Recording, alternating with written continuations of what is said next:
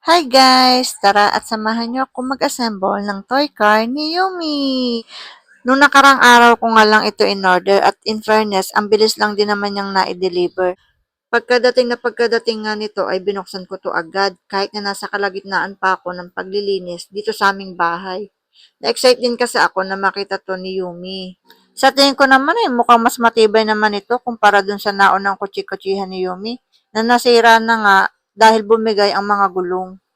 Hindi ko nga alam kung bakit hilig ni Yumi yung mga ganitong laruan. Yan, at mabalik nga tayo dito sa pagbibideo, no?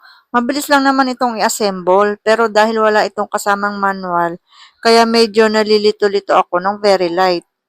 At dahil nga nalilito ako dito sa unahang part ng laruan na to, kaya nagtingin na rin ako sa Google. Ay, sa YouTube.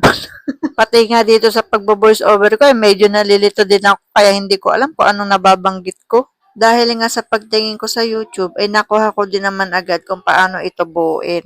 Alam nyo naman, pag may gusto kayong malaman, nandyan lang ang Google at YouTube. Sa parting ito nga, ay tapos ko nang i-assemble itong laruan ni Yumi. At yan, tinatry-try ko nga. Tinitingnan ko kung okay ba. At tadan! Tapos na!